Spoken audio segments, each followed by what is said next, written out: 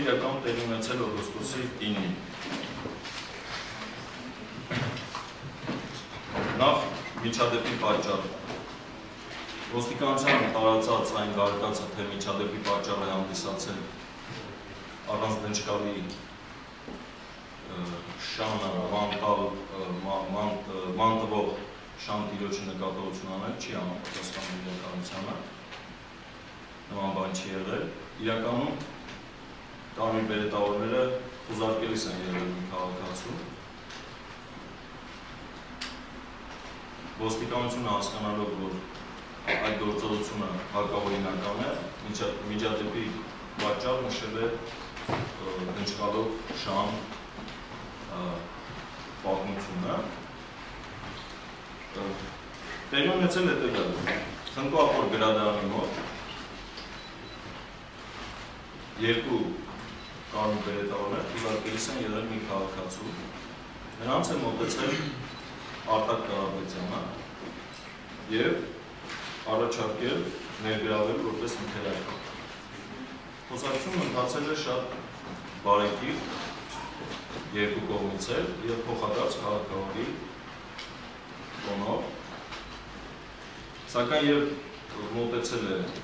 Տիգրան Առաքելյանը և բարևել ոստիկաններին, ոստիկաններից մեկի կողմից հնչել է հետևյալ ռեպլիկը. «Արա, սրան ես ճանաչում եմ, սրանք լևոնականներ են», որից հետո սկսվել է վիճաբանություն։ Վիճաբանություն, որն ավարտվել է արդեն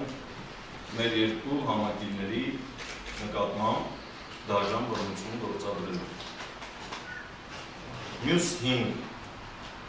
երիտասարդները այդ պահին իրենց ընկերուների, մյուս ակտիվիստների հետ զբոսնելիս են եղել Ազատության հրապարակում, այդ պահին գտնվել են Ռիչ սրճարանի մոտ, երբ տեսել են ոստիկանական ազդանշաններով մեքենաների կուտակումը և կարմիր բերետավորների բազելով այնտեղ գնալը, մոտեցել են, որպեսզի տեսնեն, թե ինչ է կատարվում։ Երբ նրանք հասել են այնտեղ, նրանք ականատես են եղել հետևյալ տեսարանը. Տիգրան Առաքելյանը տապալված գետնին, կարմիր բերետավորներից մեկը ոտքը դրած նրա գլխին, մի ձեռքով բարձրացած Տիգրան Առաքելյանի ոտքը և երկու բերետավորներ հարվածում են Տիգրան Առաքելյանին, ընկած վիճակում։ Տղաները փորձել են հանդարտեցնել, դիմել են բերետավորների հրամանատար Տեր Պողոսյանին, Տեր Թադևոսյանին, Տեր Պողոսյանին, սակայն ոստիկաններին հանդարտեցնելու ջանքերը ոչ միայն արդյունք չեն տվել, այլև սկսվել է բռնության կիրառումը մեր 5 երիտասարդների նկատմամբ։ Դրան հետևել է նույն ձևով բռնության կիրառմամբ նրանց մեքենաներ նստեցնելը և բերման ենթարկելը ոստիկանություն։ Բռնություններ են եղել նաև ճանապարհին, սա թերևս ամենաէական հատվածներից մեկն է։ 7 երիտասարդները 4 մեքենայով են տարվել ոստիկանություն։ Առաջին մեքենայի մեջ եղել են Արեգ և Սարգիս Գևորգյանները, եղել են շղթայված, ոստիկանները պինդ բռնելով ձեռնաշղթաներից, այդ պարագայում գիտեք, դա ուժեղացնում է ցավը, էապես սահմանափակում է մարդու շարժունակությունը և դիմադրելու կարողությունը, հարվածներ են սկսել հասցնել նրանց դեմքին, գլխին, մեջքին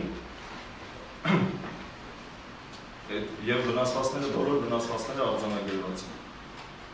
Երկրորդ մեքենայով տարվել են Սահակ Մուրադյանը և Դավիթ Քիրամիջյանը։ Դավիթ Քիրամիջյանի նկատմամբ նախ մեքենա նստեցնելուց առաջ կիրառվել է բռնություն, ոտքով հարվածներ հասցնելով գլխին, գիտեք Դավիթի վնասվածքը այս մասում առաջացել էր հենց բացինկայի հարվածից, նույնպիսի հարվածներ մարմնի տարբեր մասերի հասցվել են նաև մեքենայի մեջ։ Երրորդ մեքենայում գտնվել են Վահագն Գևորգյանը և Տիգրան Առաքելյանը։ Մեքենան նստելուց հետո Կարմիր բերետավոր Տիգրան Ավետիսյանը երկու ձեռքով փորձել է խեղդել Տիգրան Արաքելյանին, որը շղթայված է եղել։ Բանը հասել է նրան, որ վարորդ ոստիկանը ստիպված կանգնեցրել է մեքենան եւ դիմացում նստած մեկ այլ ոստիկանի եւ մեկ այլ ոստիկանի հետ սկսել են քաշել երկու դիմացի նստած ոստիկանները Կարմիր բերետավոր Տիգրան Ավետիսյանի ձեռքից, որովհետև Տիգրան Արաքելյանը այլևս շնչահեղձ է լինում, Վահագն Գևորգյանը պարբերաբար գոռացել է, որ բաց թող նրան, կարող է կարծել նորել ինքը ավելի մանրամասն կպատմի, Կարմիր բերետավորը բաց է թողել նրան, սակայն մի քանի րոպե անց կրկնել է նույն բանը, ինչի ժամանակ Տիգրան Արաքելյանը, որի ձեռքերը հետևի մասում շղթայված են եղել, սկսել է դիմադրել գլխով, որպեսզի կարողանա, եւ այդ ժամանակ էլ հենց տեղի ունեցել է հարվածը ոստիկանի քքին։ Երբ որ մեր ձեռքերը ոլորված էր ու ստեղծում ենք ոչ մի դիմադրել չէին կարող ցույց տային, մեզ միջև ձեռնարկղը հագցնելը մեր կողմից որևէ դիմադրություն չի, մենք որևէ դիմադրություն ցույց չենք տվել։ Այստեղ եղել է մեր նկատմամբ հարցը հաղթալ ու դրա մասին խոսում նաև փաստը, որ մեզ ձեռնարկղները հագցնելուց հետո մեզ ենթարկել ձերցիկ։ Մենք ունենք լուսանկարը, որտեղ նա իր ձեռքով գրած իր ձեռքով գրառումներ է կատարել, բայց այս պահանջին, որ մեր երիտասարդների պահանջին, որ անհրաժեշտ է բուժօգնություն, ոչ մի արձագանք չի եղել։ Բոլոր 7 երիտասարդները այնուհետև ժամանած փաստաբանների ներկայությամբ անցել են ալկոհոլի օգտագործման թեստ, բերանով խողովակի մեջ փչելու մեթոդով, բոլոր 7-ի մոտ պատասխանը եղել է բացասական։ Ես չգիտեմ ինչ թեստեր է վկայակոչում ոստիկանապետը, ես կարող եմ ասել այն թեստը, որին ներկա են եղել փաստաբանները եւ որը տվել է 7-ի պարագայում էլ բացասական պատասխան։ Ես կարծում եմ, որ ոստիկանապետին ուղղակի հերթական անգամ սխալ զեկուցել են։ Նրանք հասկացել են ինչ է տեղի ունեցել։ Գիտեք, մենք բազմաթիվ նախադեպեր ունենք, երբ ոստիկանի սխալ են զեկուցել։ Խալափյանի գործը հիշեք, նույն մեր ակտիվիստների հետ կապված բազմաթիվ գործեր նորից նրանց սխալ են զեկուցել։ Ստացված վնասվածքները, որոնք արձանագրված են նաև բուժքրոջ կողմից, չէին կարող ստացվել շղթայված մարդուն մեքենա նստեցնելու ժամանակ եւ նաեւ որոնք տեսագրված են հեռախոսով նկարված են եւ ինտերնետում տեղադրված։ Նման վնասվածքներ հնարավոր է ստանալ միայն ուժեղ նպատակաուղղված հարվածներ հասցնելու դեպքում։ Եվ զարմանալի է, որ ուղղակի Ալեքս Սարգսյանը չի կարողացել մինչև վերջ ճշտել, որովհետև ես կարծում եմ, որ եթե ճշտած լիներ եւ իմանար, ինքը կգտներ հերթման շատ ավելի ուրիշ ձև։ Ես կարծում եմ, որ էլի համակարգը իրեն դրել է շատ անհարմար վիճակի մեջ։ Փաստաբաններին հաջողվել է մուտք գործել այնտեղ ոստիկանություն ժամանելուց 40 րոպե հետո միայն Վահե Հովսեփյանի պարագայում Վահե Հովսեփյանի մուտքը ապահովելու ընթացքին ներկա եմ եղել եւ մասնակից եմ եղել նաեւ ես եմ բանակցել ոստիկաններից մի քանիսի հետ, բայց միայն 40 րոպե հետո նրանք թույլ են տվել Վահե Հովսեփյանին մուտք գործելուն։ Ոստիկանությունում Վահե Հովսեփյանի նկատմամբ գործադրվել է բռնություն, նրան հասցվել են ֆիզիկական հարվածներ։ Նման բան չի եղել նույնիսկ մարտի 1-ի գործերի ժամանակ։ Փաստաբան Ստեփան Ոսկանյանից խլել են նրա բջջային հեռախոսը։ Ավելի ուշ երկու փաստաբաններին առանձնացրել են մեկ սենյակում, փակել նրանց, ոստիկանների ձեռքով պահել են դուռը, որպեսզի նրանք չկարողանան դուրս գալ եւ շուրջ 40-50 րոպե նրանք ըստ էության արգելափակված են եղել սենյակում, զրկված են եղել եւ իրենց պաշտպանյալներին տեսակցելու եւ նրանց պաշտպանությունը բարելու հնարավորությունից եւ ազատ տեղաշարժի հնարավորությունից։ Ձերբակալման բոլոր որոշումները կայացվել են առանց փաստաբանների մասնակցության։ Եվ նաեւ դրանց չեն մասնակցել մեր տղաները։ Եվ հաջորդ արտահայտությունը բոլոր 7 երիտասարդները կենտրոնի ոստիկանությունից դիսպանսեր, այնուհետև նաև ձերբակալվածների պահման վայր, այսպես կոչված կապեսային տեղափոխվել դիմակավոր հատուկ ջոկատայինների ուղեկցությամբ։ Ոստիկանությունը միջադեպի սկզբից մինչև տղաներին կենտրոնի ոստիկանությունից դուրս տանելը ծայրից ծայր գործել է բացահայտ խախտումներով, կոպիտ օրինախախտումներով, դաժան բռնության ենթարկել բոլոր 7 ակտիվիստներին, ինչպես միջադեպի վայրում ոստիկանություն բերման ենթարկելու ճանապարհին, այնպես էլ ոստիկանությունում սրանք այս խախտումների համախմբումը իսկապես աննախադեպ է, նորից եմ կրկնում, նույնիսկ մարտի 1-ից հետո քննվող գործերում խախտումների նման փունջ գոյություն չի ունեցել, երբ բանը հասնել նույնիսկ նրան, որ ֆիզիկական հարվածներ հասցվեին փաստաբաններին,